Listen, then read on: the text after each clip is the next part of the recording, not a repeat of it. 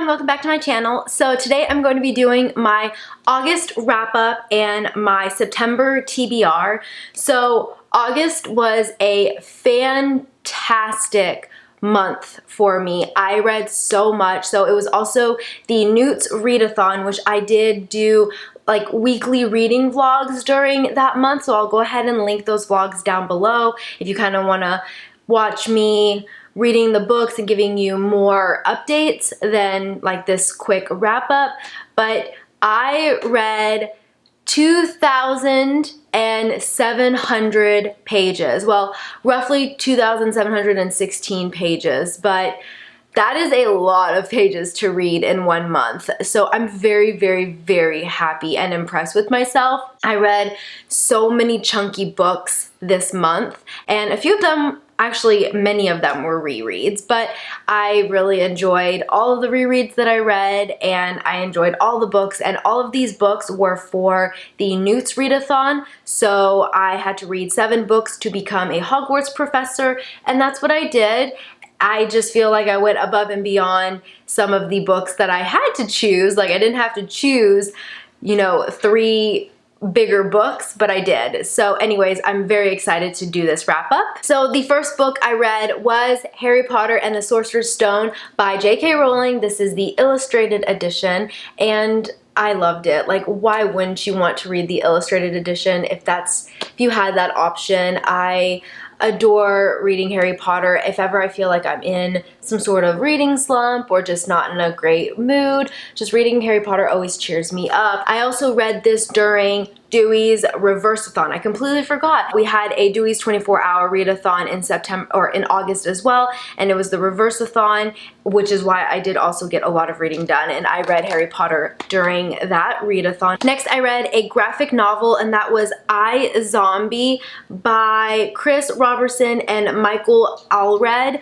I didn't really enjoy it that much. I ended up giving it a 3 out of 5 stars. I much more prefer the TV show I, Zombie versus the graphic novel. You know, it's just the first volume, so I don't know how much better it gets, but I don't know. It was just meh for me, and I'm very picky and particular about my graphic novels. I tend to prefer more like comedic relief graphic novels, humorous, but I mean, it was alright. I'm not going to continue on with the series. The next book I read was All the Better Part of Me by Molly Ringwald, and I was lucky enough to receive an ARC of this. So once again, thank you so much for sending this my way. I really, really enjoyed it. I gave it a 5 out of 5 stars. I read it, I think, in like 48 hours or something like that, really, really quickly. It was so good. It is a new adult male-male romance. If you enjoyed Red, White, and Royal Blue, then I highly recommend picking up All the Better Part of Me. Very, very different stories, but similar writing style, similar concept, just kind of like, if you like this, you might like this. The next book I read was Siege and Storm by Leigh Bardugo. This is the second book in the Shadow and Bone trilogy. As you know, Hannah and I are reading the Grishaverse books. Honestly, like, we didn't enjoy it as much as we did with Shadow and Bone, so I will leave our live show down below if you're interested in hearing our spoilery thoughts on Siege and Storm. But to be quite honest, like, I had trouble getting through it. I still rated it a 3 out of 5 stars because there were some redeeming qualities. I do enjoy Leigh Bardugo's writing style for the most part. I did feel like there were a lot of parts in this book that I felt was unnecessary. It just was slow, dragging its feet.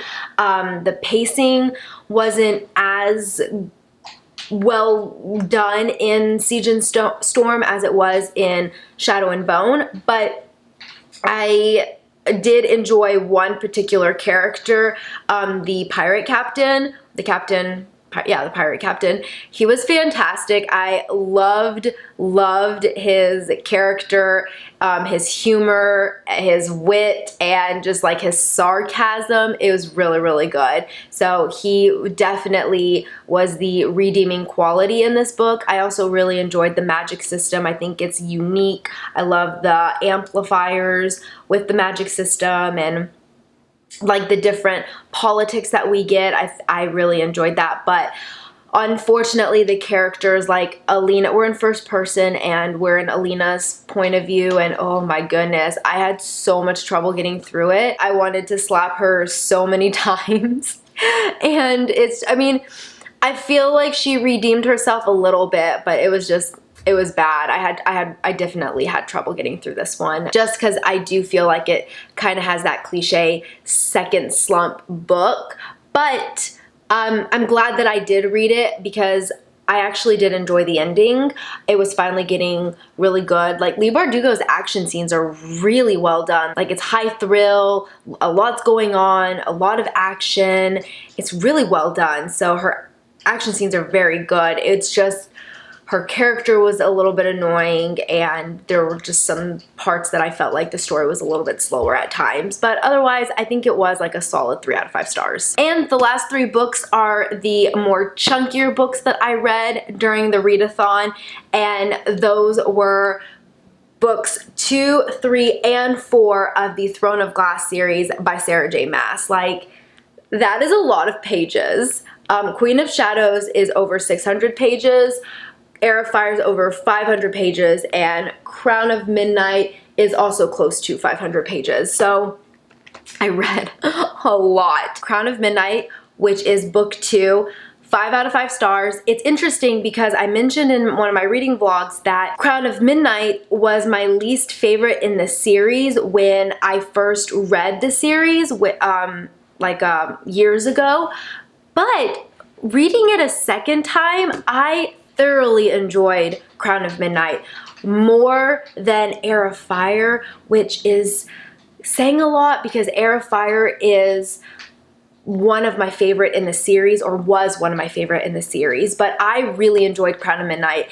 There were details that I didn't pick up when I read it the first time that I was able to appreciate a lot more rereading it, and different scenes, and just, I think, getting back to Selena and when the plot wasn't so intense, it was just kind of endearing, just seeing the 3 characters like Selena, Kale, and Dorian together. I really, really enjoyed it.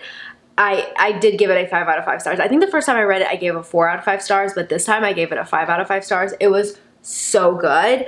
Then, like I said, I read Heir of Fire, which is book 3, and I still really, really enjoyed it, but I didn't enjoy it as much as I did the first time because it's a little bit slower. We are getting introduced to so many characters, and the world is just expanding exponentially. It's ridiculous how much this world grew. One of my favorite characters, if not my favorite character in the series, is introduced in Heir of Fire, and just, oh, it's so good, and we get explained a lot more about the magic system, and it's fantastic. But the first half is a little bit slower than the last half, so I found myself kind of drifting out of it and just wanting to pick up Queen of Shadows, which I did. I actually ended up reading these simultaneously. I was listening to Heir of Fire and reading Queen of Shadows.